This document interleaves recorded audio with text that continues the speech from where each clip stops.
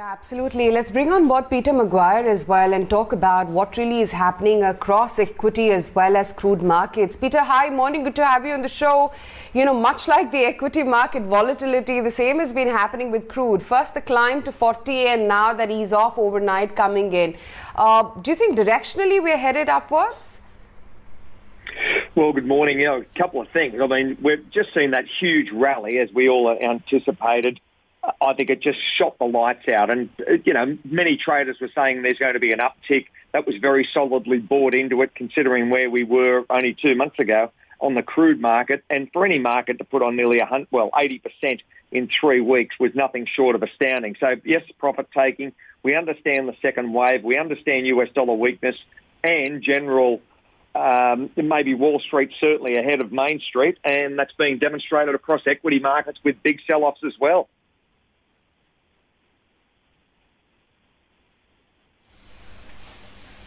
Yeah, absolutely. So what is it all telling for crude markets? Where is it that directionally we're headed? And do you sense that after this, the weakness that one is seeing across equity markets settles down, we're back to 40 plus levels in crude? Is that where we're headed next?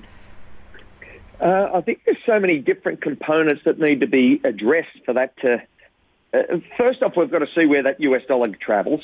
And it's back at nearly 97 for the US dollar index. So we've had a big sell-off there over the last matter of weeks. Secondly, we've got to see if the momentum's, if this is just a minor blip and all of a sudden this time next week we're back at nearly record territory, or is something far more, and I'm possibly on that camp, which is the Jerome Powell mindset as far as interest rates remaining low for a number of years. Growth is going to be fractured, second wave, and all of those key inputs really create uncertainty leading into this Northern Hemisphere summer. And I think the crude prices, the barometer that they demonstrate, is going to be a little bit softer than where we are at the moment. So I think there's potential for further softness on crude prices, and I think there's downside pressure. So that's where I'm, from a trading perspective, far more bearish than bullish.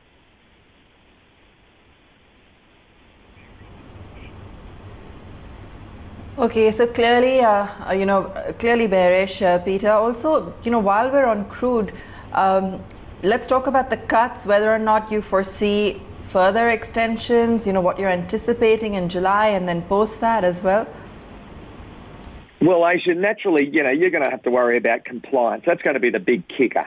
If you get compliance across all of the OPEC members, and there seems to be an OPEC plus, of course, that everyone's playing ball, then there are no problems in the sense that I think you'll see further cuts to match from a consumption side going out to, September, October. They'll be sitting on this on a week-to-week basis to see what potential or what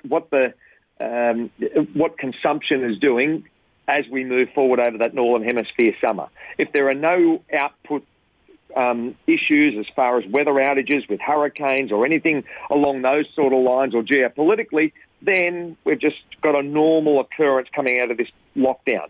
But if we get this second wave and we get a continuation across weakness, which is the uncertainty, then there's no doubt that the market will crater from here. So OPEC and OPEC Plus will play a very strong view on this, and they'll do whatever's needed to try and keep prices at these sort of levels, if not higher. But I think it's going to be a hard ask to try and get over $40 a barrel in the short run.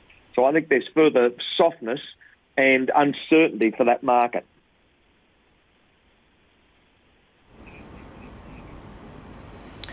Peter, you touched upon the dollar, but what's your sense? How do you see this playing out? US dollar, I think it's a race to the bottom. If it gets to that 94 handle to 94.5 over this Northern Hemisphere summer, which isn't far away, considering we're nearly at high 95s the other day, and we're back at just under 97 now, then I think that Jerome Powell's already told us what the mantra is. Interest rates are staying at record lows. So I think that the dollar was certainly overbought. There's a little bit of a reality check. If risk comes off, then you're probably going to see the dollar, rally a little bit to the upside. But I think that there's going to be enough downdraft over the next matter of a month or two. If equities take a backward step, that US dollar will come off. Gold will go up. There's going to be, I think, a little bit further push to the upside for the euro. And then, naturally, you're going to see crude weakness. And there's going to be, I think, risk off. So that's going to drive, I think, the trade has got to be gold, and it'll start to rally to the upside. So if you're looking at trading, that seems to be the market with the most potential, I think, in the short run.